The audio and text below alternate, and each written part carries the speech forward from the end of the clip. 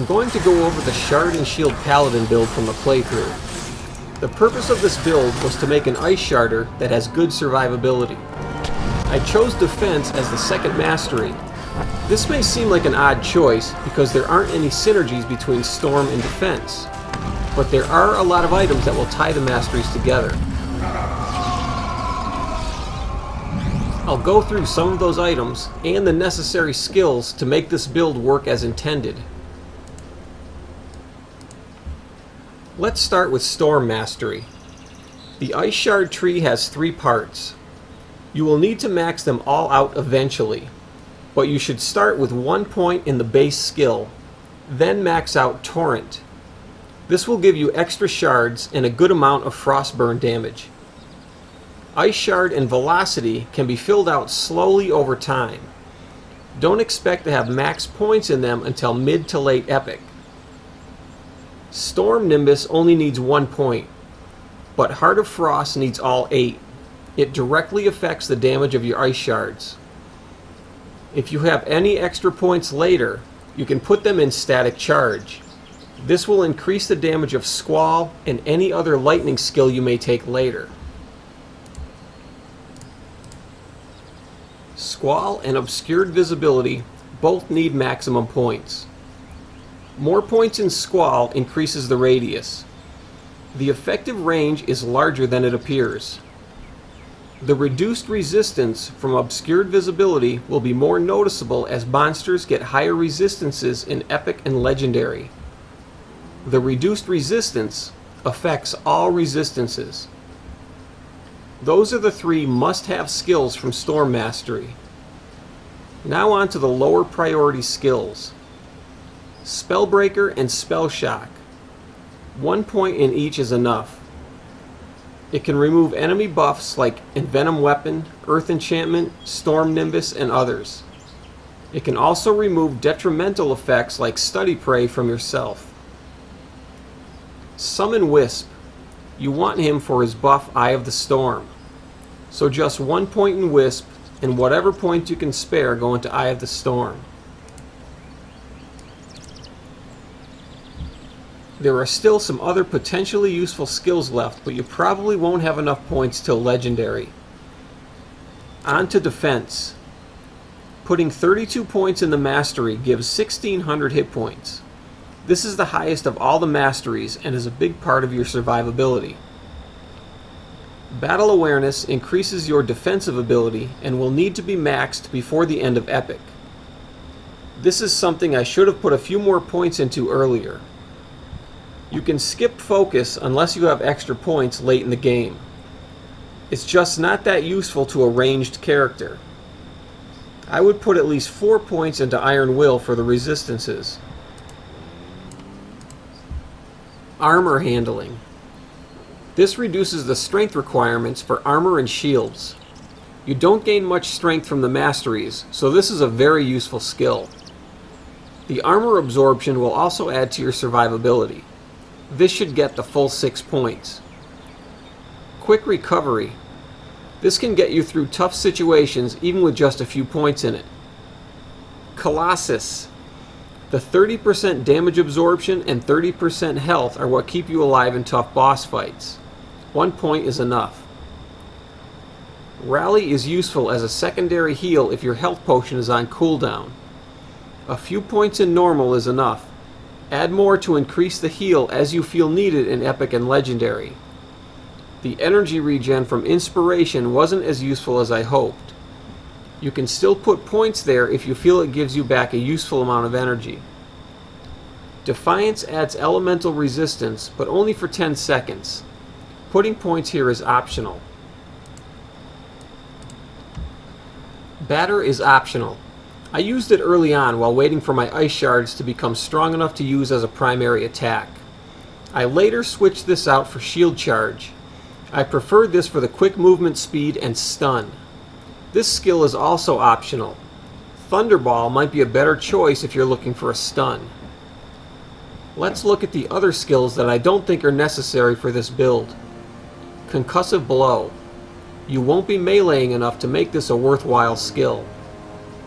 Adrenaline only has a 5% chance to activate, so it won't be of much use to a ranged character. Shield Smash, Disable, and Pulverize are all melee attacks, so they won't benefit an Ice Sharder. Attribute points are hard to manage for these types of hybrid builds. I withhold a large pool of points until I know exactly where I need them. My target for strength is 440. That's the amount needed to equip the best weapon for this build. Armor handling doesn't reduce the strength requirement for weapons, only armor and shields. Splitting remaining points between dexterity and intelligence should be okay. First test is free. So let's look at some of the gear you can find in Epic and Legendary. Now, one thing you'll notice, this Crystalline set is Legendary, and the Tempest set is Epic, and it's lower level, but for some reason the requirements are higher on the Tempest set. Higher strength requirements. I find that a little bit odd. Quite a big difference too, almost 100 strength difference. So some of these things changed from Vanilla Titan Quest. They added frostburn damage to a lot of items. Likewise, they added a lot of burn or lightning burn to a lot of other items also. So this really makes a lot of hybrid builds more viable that maybe wouldn't have worked before. So with the Tempest set, the bracers have your cold and frostburn percentage damage. The weapon Surge of the Tempest also has cold and frostburn. One to all skills in Storm. The Helm has 1 to all skills and 25% cold damage. 1 to all skills for the Curious. This shield isn't part of the set, but it looks like it should be, and that has cold and frostburn damage also. And then the Crystalline set, the bracers have the cold and frostburn. This would be a situation where you might mix and match some of these items. This set overall isn't that great, but there are some items that are okay. Now this Shroud of Irene, which looks exactly like a Crystalline, and even has stats that you would expect to be part of this set. It's actually better than the Crystalline, because it has your cold and frostburn damage, 1 to all skills in Storm. So that would be a better choice there. Just for a generic kind of 1 to all skills item, there's this piece of armor here is what something I might wear instead of the Armor of the Tempest to get going in Epic.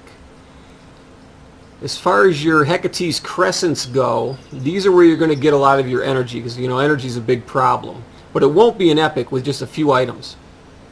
So on normal, these have 60% energy regen. Then when you find one on Epic, it's 90%, and Legendary, it's 120. So your energy regen can really start building up really fast.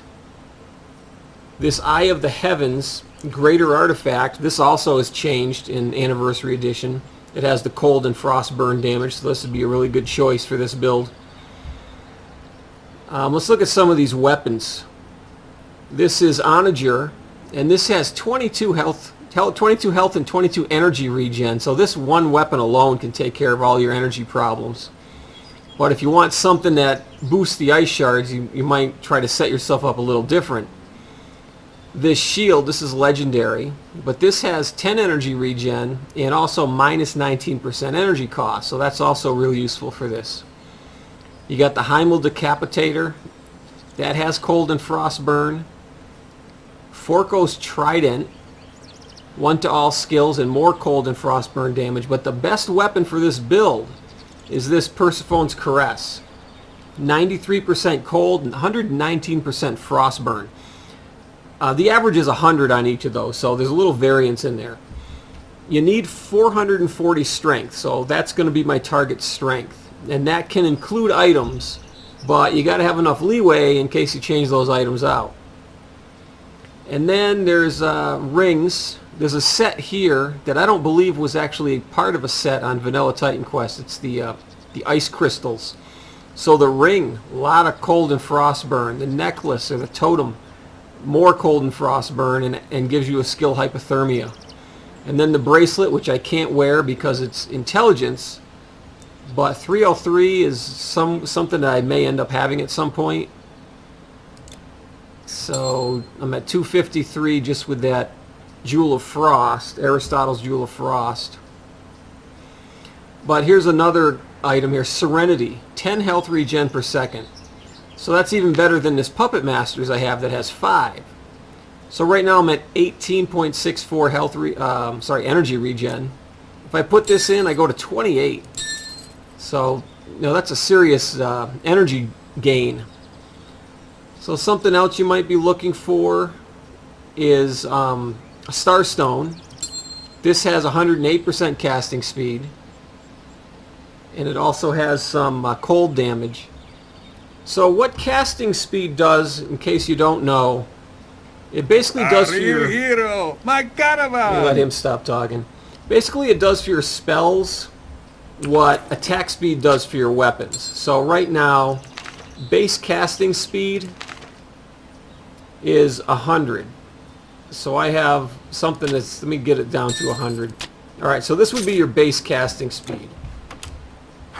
So there's the ice shards at the base speed. So if we get those, let me find my right things again. So there's 108.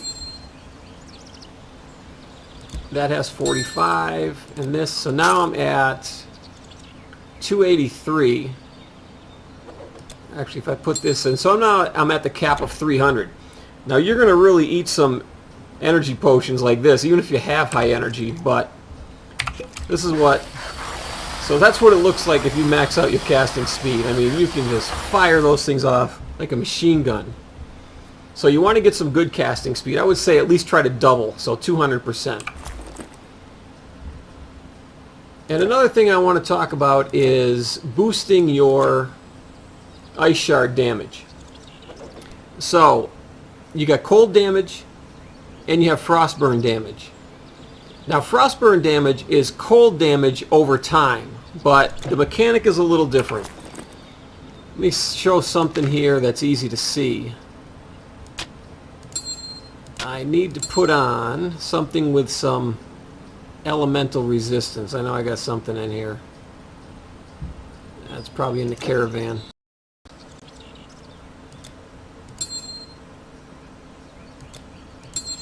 Okay, so a Captain's Signet has 19% elemental resistance. So what that's going to do is it's going to add 19 to all my elemental resistances, which is fire, cold, and lightning. 19 to each. Okay. Now, elemental damage doesn't work the same way. So this ring has 12% elemental damage. So you would think it gives 12% to all your elemental damage types. But it doesn't. What it actually does is it divides it in 3. So this has 12. It would give 4 to fire, 4 to cold, 4 to lightning. So it's not nearly as effective as if you were to find something with, say, 12 cold. So 12 elemental is going to benefit all your elementals, but if you need one in particular, it's not all that great. And also, cold damage and elemental damage doesn't boost frostburn. That only gets boosted by plus frostburn or intelligence. Alright, so let's look at some stuff you can farm at the vendor. So this Puppet Master's Talisman, it has the 5 energy regen, and sometimes it can have 6, maybe even 7. This is level 24. So you can probably expect to find these on vendors starting around Act 3. They could drop from monsters too, but you won't see that very often.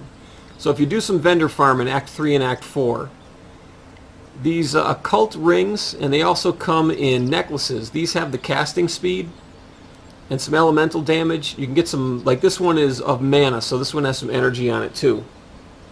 But these are level 35, and I found that they will start appearing on vendors in Act 4, once you're around like level 35.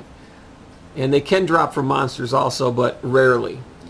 So if you start hitting up the Act 4 vendors, you put enough time into it, sometimes this takes a lot of time to find what you want, but that's where they are. Okay, so that pretty much covers the build. If you have any more questions, you can put them in the comments. You can ask me. I'll try to answer, because there might be some things I overlooked.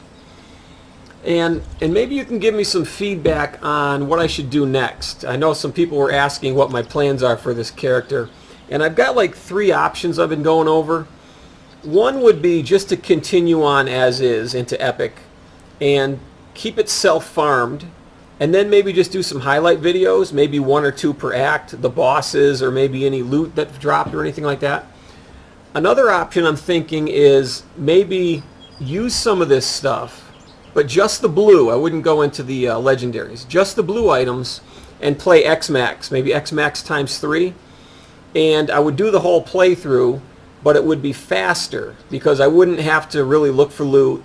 And I would only stay on the path that led me to quests. So I wouldn't have to go into every cave and open every corner of the map. So I'd just be sticking to the main road and quests. So that would be a much faster playthrough.